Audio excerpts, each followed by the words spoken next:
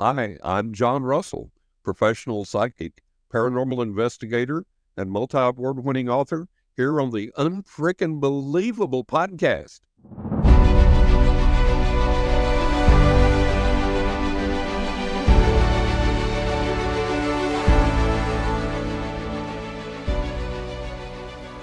Welcome to another episode of Unfreaking Believable. We invite you to pull up a chair, relax, and join us for the next 30 minutes or so as we bring you guests who will share with you the moments that made a difference in their lives. And it's all because of one inciting incident. We believe that life is infinitely stranger than fiction, stranger than anything the mind can invent. You might even say it's unfreaking believable. Welcome to the podcast, and we're your hosts. I'm Jen. I'm Jenny. I'm Betsy. How's everybody doing this morning? We are doing, I think, well. Like I said, 2 out of the 3 of us are sleep deprived today. Yeah. But I've had coffee though. Yes, so. but it's for happy reasons. It's for happy reasons. So Yes. that makes a lot of difference. So I am super excited about today's guest, you guys, because I love, and I know you do too, the paranormal and stuff like that. And I've got quite a few friends in the psychic community here in Wesley Chapel in Tampa. And so I'm real excited to introduce our guest to you today. But before we do that, anybody have any big announcements, exciting things going on? Wow. What's not going on? I think Betsy's got something going on. Yes. Betsy has a new member of the family that's visiting with us for a little while. This is why I'm sleep deprived this morning. I was at work on Thursday and went out to go to lunch, and there was a little puppy on our property that had been abandoned. Fortunately, we have people dump dogs at our workplace on occasion. This is the first one that's followed me home, but she is a cutie pie. So she's coming to stay with us until we can make other arrangements, find her a better place, or whatever happens. The universe will know where she belongs. So Shadow is staying with us. She's a little shepherd mix. She's about 10 weeks old, and she kept me up all night. So we're learning how to sleep in a big girl crate and not make messes on the carpet. So yes. Well, she's what, only 10 weeks old, right? You said she's only a baby. Yeah. She's so sweet though. And she's adorable. And she's a good writer's dog. She can curl up under my desk and I can sit in here and write, and she just sleeps all morning. So does she snore like Phoebe? No, she has a long nose, so she's not going to be a snorer. Is that what it takes? So finally, somebody in the house that doesn't snore. Now, I'm going to tell you something. As a fine representative of Polish heritage, I can testify that having a long nose does not keep you from snoring. Well, in the dog world, it does a little bit. Phoebe's a Boston Terrier. She has a very short nose and a very short windpipe. So she snores, she farts, she makes herself she's a little everywhere. Truffle pig. Exactly, she is a truffle pig. So wow, but she's wonderful.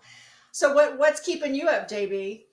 Well, we also have a new member of the family, and she's actually staying. Her name is Sugar. And if you follow me on social media, you probably see my spoonful of sugar posts Love Sugar every weekday. And she is a calico cat. She's about 2 years old. She was found by a dumpster with 2 kittens that she had recently birthed in Plant City in Florida. And for those of you who don't have any idea where that is, it's about 40 minutes from Orlando. So that gives people kind of an idea. But anyway, she is just an absolute angel during the day. But at 4:45 every morning, she decides that she is really wanting some company and attention. Yeah. Well, I mean, if she's been on her own, that might be when they took the trash out, and that's when she got something to eat. So it's a good point. Yeah. Poor baby. Yeah, the poor thing. Speaking of eating, I have a word of the day for you. You ready? Oh, what's our word of the day, and what does it have to do with eating? Because I'm hungry. Well, it's one of my pet peeves about eating, actually. So the word is bibble. Bibble, which is enormously fun to say. I think B words are always fun to say. So bibble. And bibble is basically sort of eating noises. So if somebody's making noises while they're eating, I don't like bibble. I'm one of those people that, they say there's like a small percentage of the population that if somebody makes a lot of mouth noises when they eat, like that person becomes like nearly homicidal. Oh yeah. Definitely. That's me too. If I can hear you eating, I'm already visualizing your death. Yeah, I just there's certain places I can't eat because of it. Just like cafeterias, like a Piccadilly or like those kind of places, I can't eat there because there's too many people that make mouth noises. I don't know why that is. And there's no background, like they don't usually play a lot of music or anything in the background to distract from it. So anyway, That's true. That's my pet peeve word of the day is bibbling. Hold on, before we do Jenny's fun fact, I have a fun fact about your word. Okay. Oh. One of the reasons we like B words is because the English language is full of bilabial stops, meaning we use our lips to stop the word. Bilabial. So the B is very popular. It's a bilabial stop. That's an awesome fun fact, Betsy. Well, the language, I learned Cherokee in college, and Cherokee has no bilabial stops. None whatsoever. They're all glottal stops. So there's my fun fact for the day. And now it's your turn, Jenny. All right. Huzzah. All right. So I've got 3 fun facts for us today. So lightning can heat the air to 50,000 degrees Fahrenheit, which is 5 times hotter than the surface of the sun. Wow.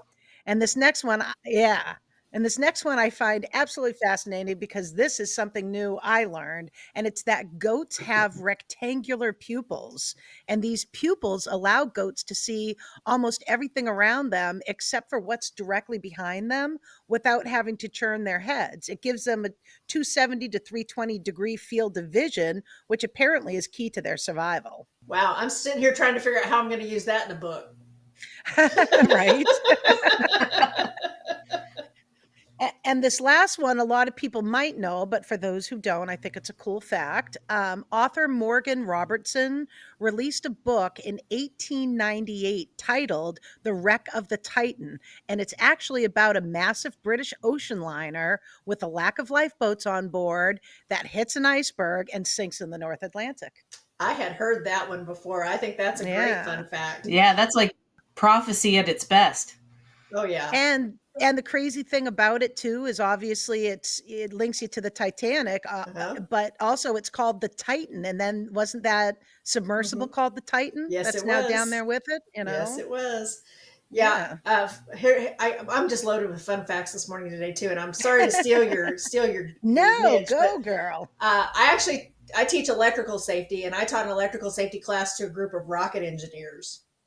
Right on. And I was explaining how an arc flash is 5 times hotter than the face of the sun. And they're like, wait, the face or the core? And I'm like, what's the difference? They're like, oh, there's a difference. So I got a lesson that day. They got a lesson and I got one too. It was very interesting to teach that class. I'm sure you can figure out a way to use that in a book too. Yeah, definitely. I've got plans for that, as there is. All right. Well, we've got all the business taken care of. Is everybody ready to meet our guest? Yes, let's do this. All right, Jen, let's meet our guest. So today I got to pick the guest, and I'm thrilled to introduce John Russell, a professional psychic and multi-award winning author. John has been a psychic and paranormal investigator for 50 years. Has written several books about his experiences, including Riding with Angels, Ghosts, and the Spirits of the Dead, A Knock in the Attic, 20 Ways to Increase Your Psychic Abilities, and The Crying Tree and the Magic Rock. And I heard a rumor he's getting his toes wet in the world of fiction as well. John, welcome to the show. Hi, it's wonderful to be here. How's everybody today? Good. Fantastic. Good morning. Welcome. Excited for this episode. Absolutely. Oh, bless your heart. I appreciate it. It's a thrill to be here. Before we get started, Betsy, can you say something for me in Cherokee? I'm Cherokee, or my favorite is there's no really a word for goodbye. So they say, Oh, wonderful. Wonderful. Well, a little bit about me. I've been a professional psychic for over 50 years. I've read for clients in over 40 countries, which just blows my mind. It's almost inconceivable. I started doing paranormal investigations at the age of 11. I've done hundreds of those. And then my first book came out. I've had a few things published before then, but my first book came out in 2020, which was Riding with Ghosts, Angels, and the Spirits of the Dead, and then followed up with A Knock in the Attic. My third book, 20 Ways to Increase Your Psychic Abilities. The title is self-explanatory. And then this year, The Crying Tree and the Magic Rock will be coming out. All of those are nonfiction paranormal. And then I am dipping my toe in fiction. I've had a number of people say, John, are you ever going to write a novel with paranormal overtones or something supernatural in it? And I didn't really have any plans to. And then, kind of like J.K. Rowling said that Harry Potter just fell into her consciousness full blown, and the background and everything just clear as a bell. I had this really perverse serial killer just fall into my mind. I knew his name, his lineage, his parents, everything about this guy. And as I started to write this novel, and it's got paranormal overtones, it's going to take a weird, bizarre paranormal shift. Well, it actually already has, what I've written so far. And it's the weirdest thing. And I've heard other authors say this, that basically all I have to do is kind of watch this guy and listen to this guy and report what he does. I just kind of write down what's going on. And I've had some, I'm probably about a third of the way through it, and I've had some beta readers check it out, and they're all thrilled with it. So I hope it'll make a good run into dipping into the fiction genre. Well, I think Betsy and I can both attest that that's definitely true. I write paranormal, but she writes paranormal thrillers, which is what it sounds Yeah. like you are doing. And Yeah. I know she just kind of does Right. that, where she sits back and lets her characters drive and see what happens. Yeah, take the lead. Yeah. I let them tell the story most of the time. Exactly. Well, that's the thing, and I think as authors, we have to explain to other writers that the characters have to find their voice, Mm-hmm. and we can't be the character. We have to write about the character and let the character develop their voice and have their own voice. Exactly. So it's been very easy for me to write this. It's been very interesting, and it's full of twists and turns that I had no idea were coming. So I think the readers will be very pleased with it as well. Sweet. I look forward to reading that. Thanks. You said that you have been a professional psychic for decades. So Yeah. are you a medium, a clairvoyant? What kind of specific talents? All of the above. All of Okay. the above. I do everything. I'm a psychic. I communicate with the dead. I predict the future accurately. I work with the various methods of divination, such as the tarot, crystal ball, dowsing rods, pendulums, so on and so forth. When I begin, a lot of people will say, well, I'm a psychic, but I'm not a medium, which doesn't make any sense, because if you have a psychic gift, you should be able to communicate with the other side. And I saw people putting all these restrictions and labels on themselves. And I determined that I wasn't going to do that, that I was going to use the term psychic as an umbrella term, and then bring everything that I could in under that. And I was going to study as much as I could, practice and learn as much as I could. And if I could incorporate it into my life in a meaningful, practical way, I would do that. And especially if it was something that would be useful to my clients, I would, introduce it into my life. So I've studied everything over the years, and proficient in a number of things. So, like I say, I've never limited myself.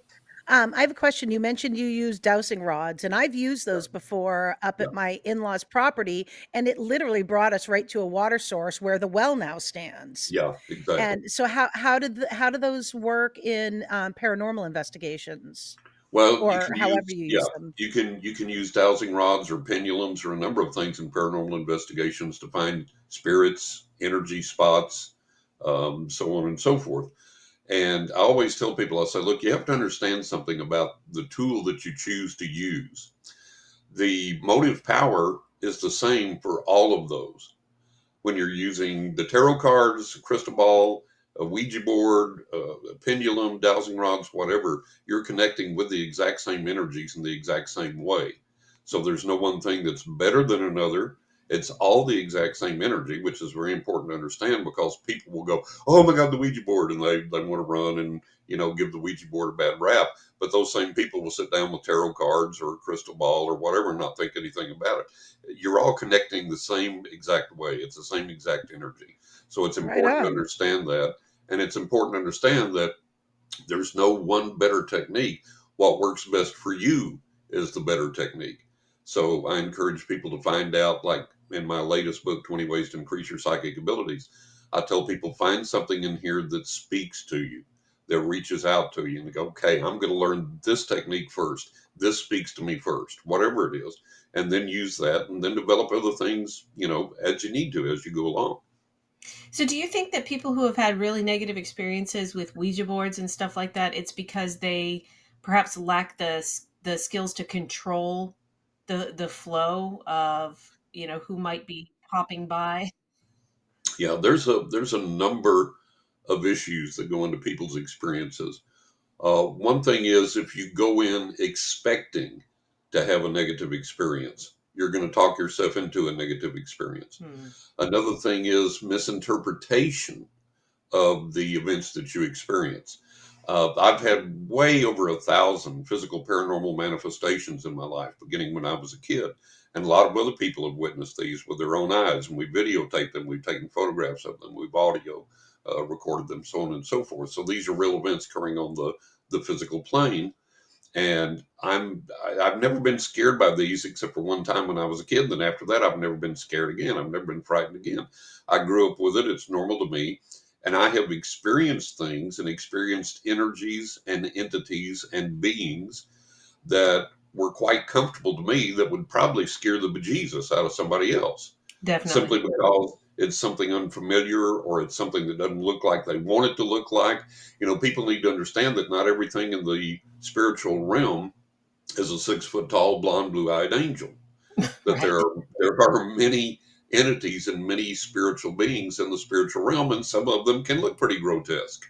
But that doesn't mean they're evil or satanic or demonic or malevolent or anything else. It just means they have a different appearance than what we're used to. And I think a lot of that, people going into the paranormal realm in any investigative capacity or any experiential capacity, we've been misled so much by religion, and we've been misled so much by the so-called ghost hunting shows on TV that only want to do one thing, and that's thrill and titillate people. Hmm. They don't they don't present an accurate representation at all of what it is to really interact with the other side and to truly be psychic. So that's where a lot of this comes from when people, have so-called frightening experiences. And there's a lot more to it than that, but that's kind of the gist of it. I couldn't agree more. I started having pretty significant paranormal experiences from the time I was like a late teenager, Hmm. um, and I'm clairaudient. Yeah. So I've seen things a couple of times, but normally I feel them and hear them. Yeah. Um, but it's very much what you're saying. Very much resonates with me because I've had people tell me, "Oh my gosh, that's so scary," and I'm like, "No, it's really No, it's not. not. It's like being in a crowd and hearing people talking. It's really Yeah. not. Yeah. It's just Well, people." it's a normal part of our world, and Yeah. we have to recognize that this is just part of the world that we live in. Hmm. And in my third book, The 20 Ways to Increase Your Psychic Abilities, I explain to people how to connect with that safely and comfortably, and how to utilize that connection to improve their life and to make their life better. Hmm. So that's the main focus that we need to put on this phenomena, and realize that, very little of it is dangerous, malevolent, or scary. Yeah. Uh, Yeah. if any. Um, the vast majority, I've had my life literally saved many times by my guardian angels, and I Mm. mean literally saved in dramatic ways. And I write about those in my books. Well, I know that with an incredible history like yours, you've had a plethora of unfreaking believable stories to choose Oh from. yeah, And I know oh that yeah. we just can't wait to hear about the one that you've chosen as sort of a pivotal moment for you. So if you're ready, John, the microphone is all yours. All right. Well, I wanted to talk with you guys today, and it's so relevant too because of the new pets coming into your lives. And one of the things that people always wonder is what happens to our pet souls, our pet spirits when they die. Did they live on? Did they continue on? And so this is a story that brings a lot of hope and a lot of comfort to people, and everybody that's heard this story loves it.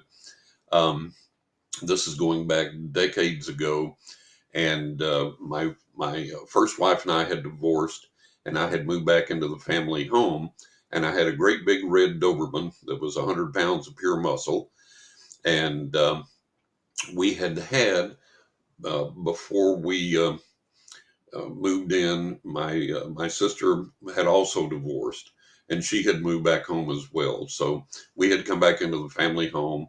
My mother was rapidly becoming worse and worse health-wise, became ill to the point of being bedfast. And my sister and I, we were there in the family home. We helped take care of her and so on and so forth. So Elsa was an outside dog. None of my pets are outside pets now, but this was just kind of the way it was then. So Elsa was an outside dog. And my sister had two little tiny, small, scruffy dogs, little bitty dogs. And one of them was in constant ill health, always sick, always having to go to the doctor, always having to go to the vet, all these health problems.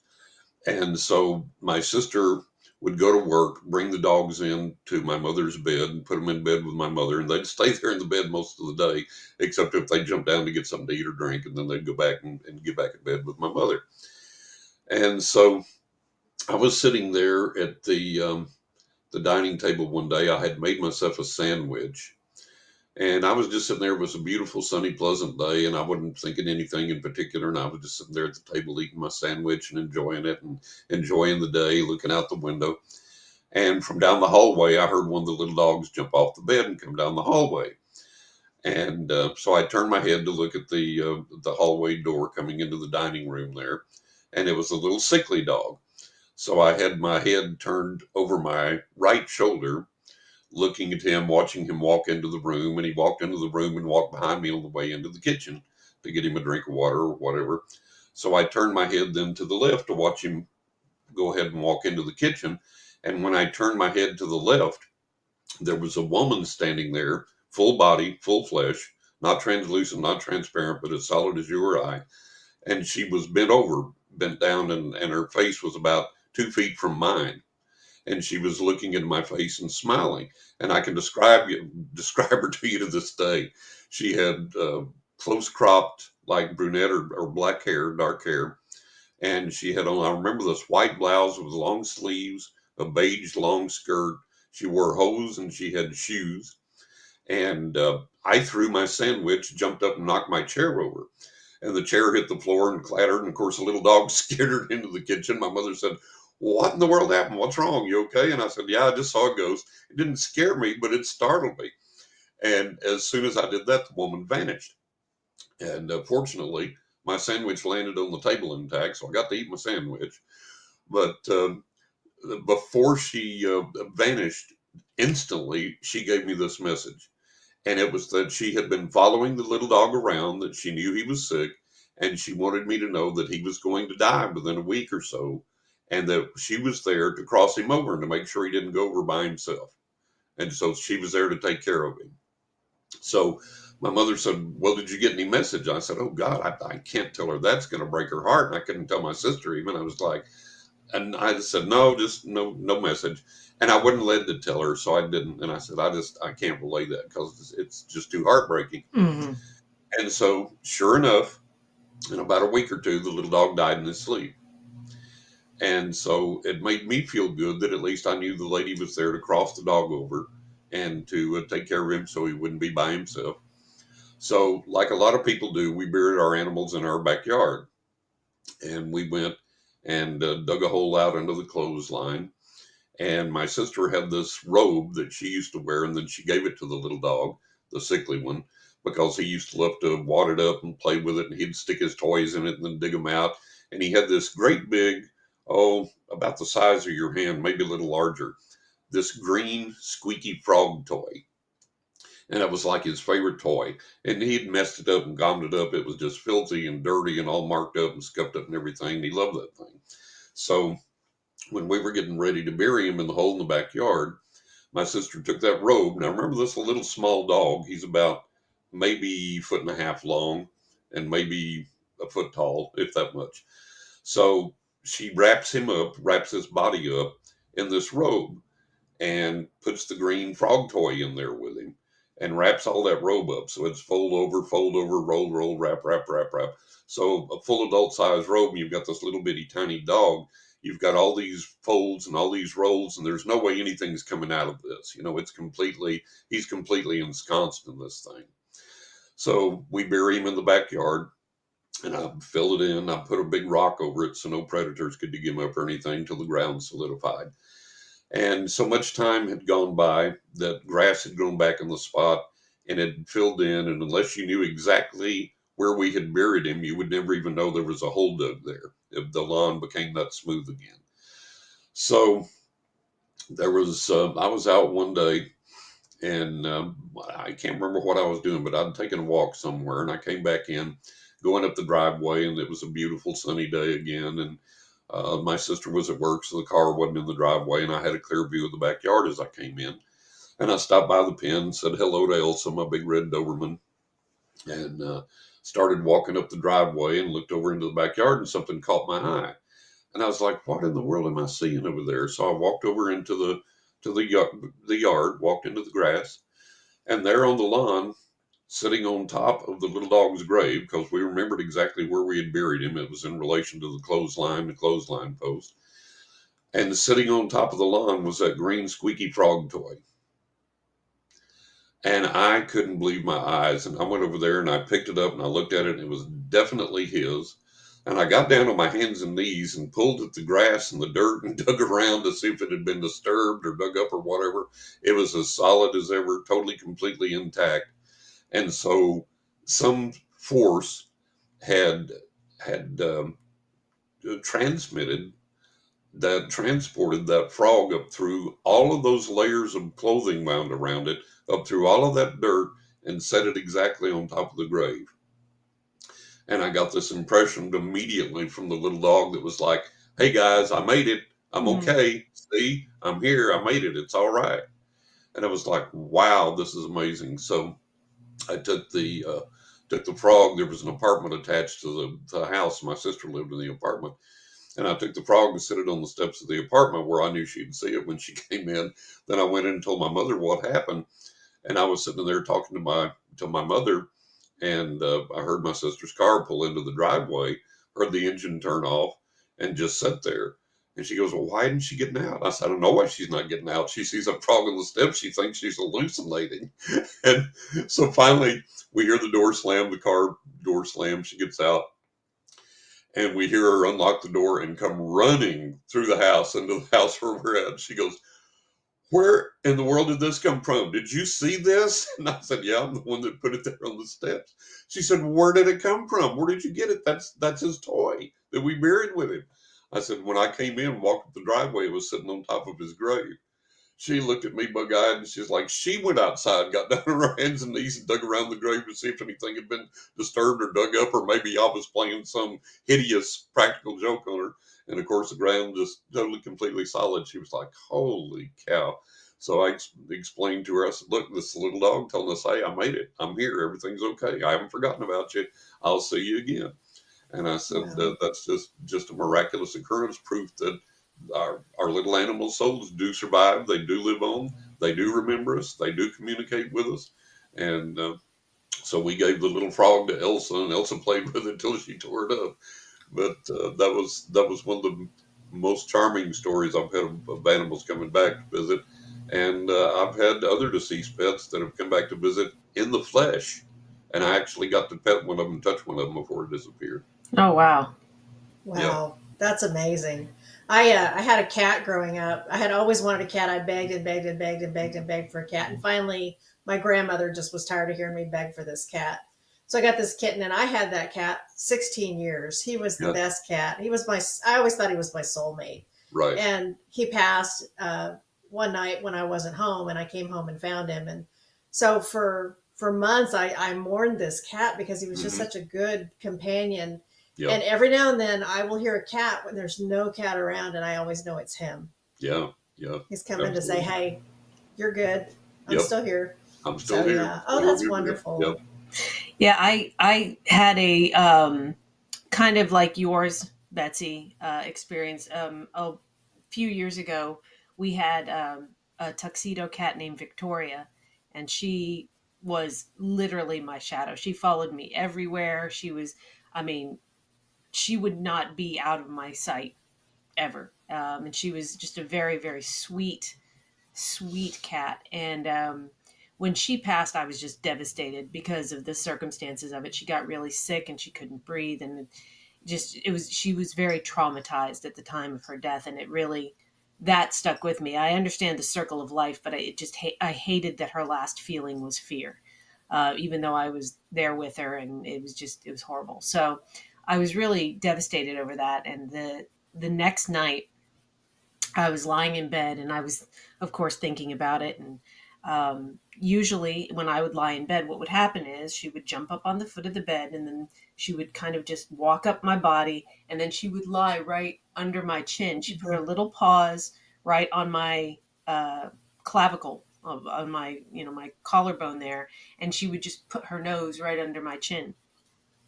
And as I was lying there and I was thinking about her, I heard footsteps in the room, and I thought it was the other cat, but it turns out the other cat was already asleep on the bed, and I didn't realize that at the time.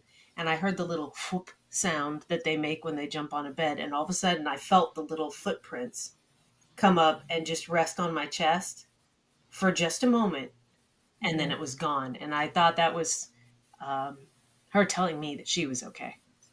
Yeah.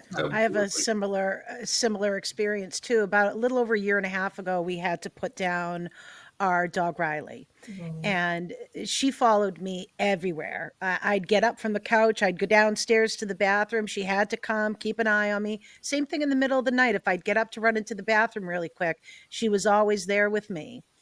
And I swear sometimes when I still expect to see her there, you know what I mean, and tell her to be careful. Sorry. Whew, Yeah, I got all but emotional too. I hear you. yeah, I could feel her body brushing the back of my legs, a lot. And when she was little, I used to sneak her up onto the bed because we had her sister at the same time. They're big dogs. Riley, full grown, was 80 pounds, and Bella was 90. And I used to pull her up on the bed with me and spoon with her. And, I would just cuddle her like that. And it's actually how I had her cuddled in my arms when we had to have her put down. But I wake up all the time and I can feel her there. And then my arms just sink away into nothing. But it's like she was there and I know she was there. Absolutely. You know? Absolutely.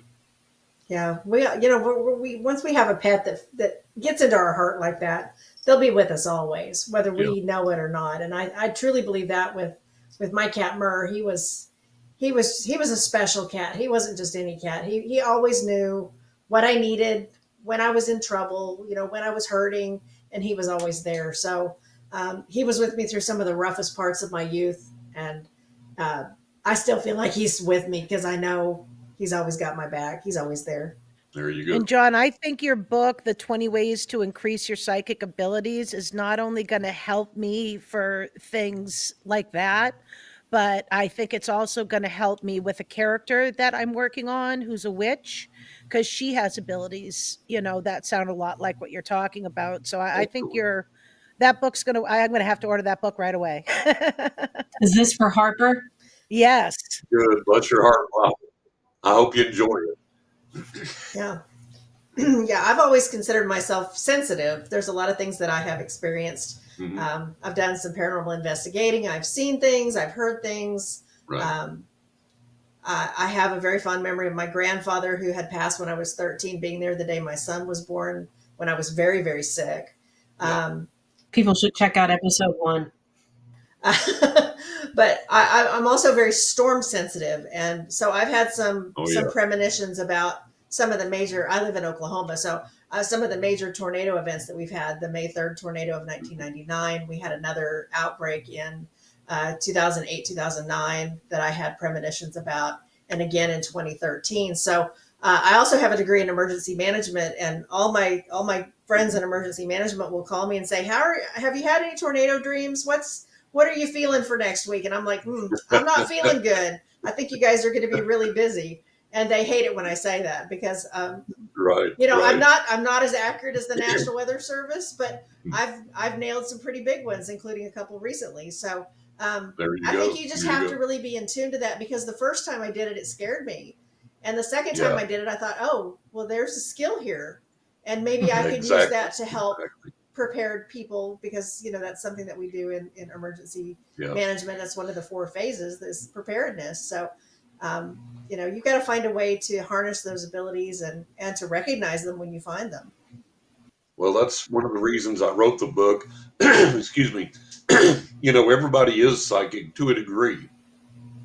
And what I wanted to do was take people and teach them to learn to connect with their abilities and to expand that to whatever level they can. Everybody eventually plateaus, but to be able to take it as far as they can. And most books on psychic development are so full of gobbledygook or dogma or ritual or whatever that you can't get through them. And the feedback I've had on this book has really been marvelous, because people said, John, you've taken a complicated subject, you made it simple, easy to understand. And I take people, every chapter has a technique, and I define that technique. I tell you what it is, explain it to you. Then I tell you how to learn it step by step. I take you by the hand, walk you through it step by step. Then I teach you how to get good at it, practice it, and get good at it, integrate it into your life and the real world application of it. And it's all simple language. It's all easy to do. Whether you think you have ability or not, you can take this book and use it and enhance and grow your abilities. And it's not, you don't have to have anything complicated or expensive. The most expensive thing you'll invest in, if you want to, is a crystal ball. But I teach you other ways to scry, to look at things. You can use a bowl of water, and that's something you've got in your house for free right now. So, everything in there, every technique in there is either free with things you've already got, or very, very cheap. It's all easy to do. Most importantly, it works, because when I wrote this book, the other side had been teaching me directly some of these tools and techniques over the years, and I knew they worked because I put them into practice and I saw that they did work. And I began to teach these to my clients, give these to my clients during their readings. And then it dawned on me one day, it's like, duh, you need to sit down, write these up in a book, make it available, as a mass market thing. And so that's what I did. So I'm very excited for this book. A lot of people in the industry have called it a game changer, and I'm really proud of it. Really excited of the reader feedback I've gotten that have told me, hey, John, I put it into practice. It really works. It's really making a difference in my life, and so I'm really excited to have that book out there. I mentioned that I had some friends sort of in the psychic community here, and someone told me, oh gosh, it must be 35 years ago, that all ability is a combination of using whatever tools help focus you for attention and intention. And if Right. you have focus, attention, and intention, the tools are almost sort of just trappings that sort of help your brain do Right. what you want your They help brain you to to do. focus. Yeah, they Right. help you have a And it sounds like visual you're very orientation. much echoing that. Yeah. Yeah. So, I do believe that things do have an inherent power, though. Like the tarot cards, I believe they have an inherent power, and so on and so forth. And I go into that in the book. So there are things that once we recognize that, then it becomes like a partnership Mm-hmm. where we can utilize our inherent gifts and talents and abilities, but connect that with whatever energy or power Mm-hmm. that's inherent in something else. And that's something that I've begun to explore in detail and in depth a lot lately, because I've had experiences with what I can only describe as magical rocks. One of them was an apport, and when it came to me, I brought it into the house. And since I've had it, it has changed appearance repeatedly. It has developed silhouettes on its surface. It's developed numbers and letters on its surface, which have then faded away, and other things have come up. And then my name appeared on the surface of the rock, and it's still there. And this rock and I have developed this symbiotic, magical, paranormal relationship. And it responds to me, it responds to the environment, it's responded to the introduction of new rocks or crystals or minerals. Um, my wife saw that happen one time. I had ordered this particular crystal I wanted, and I had the apport rock, the magical rock, sitting beside me while we were sitting in the living room watching TV, and it was on my side table. And the mail came, and my wife went out and got the mail, and that crystal had come. And so I opened up the box and I took the crystal out, and the magic rock as I call it, instantly developed these white speckles all over it, like these white polka dots all over it, perfectly round polka dots. And I showed it to my wife. I said, "Look, you see this?" And she had seen that it was plain surface before, with the exception of my name being on there. And she said, "Yeah." She said, "That's pretty freaky. That's crazy." And so a little bit later, after I had kind of worked with the new crystal a little bit, looked over at the rock, and all of the white speckles, all the little white polka dots were gone. All of them had completely vanished. And I showed it to my wife again, kind of freaked her out a little bit. But so there are things that do have an inherent power and/or intelligence. It's not a human intelligence, but it is an intelligence. Just like our pets don't have human intelligence, but they definitely have intelligence.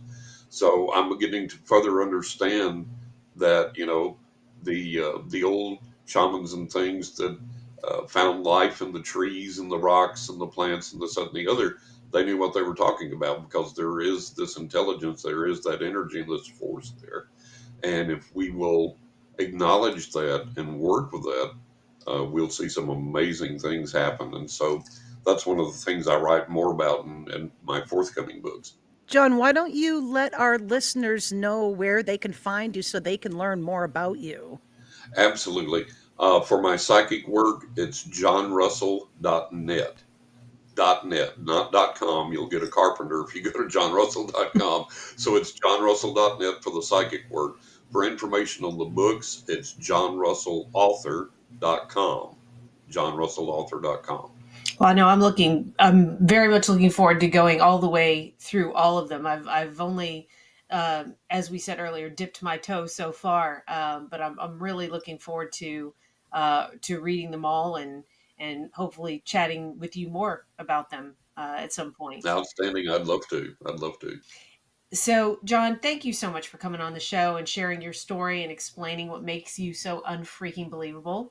And I'd also like Thank to thank my lovely co hosts, my spook loving sisters. Listeners, if you've enjoyed this episode, please rate and review it on whatever platform you choose.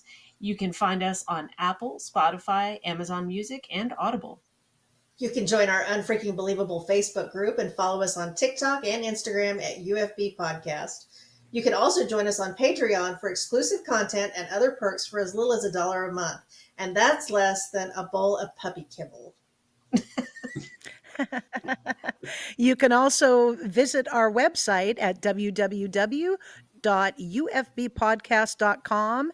And if you have an unfreaking believable story, reach out to us at ufbpodcast@gmail.com because we'd like to hear your story too. Betsy, you want to send us out with a quote of the day? All right. So my quote of the day today comes from Norman Mailer. And it says, "In America, all too few blows are struck into flesh. We kill the spirit here. We're experts at that.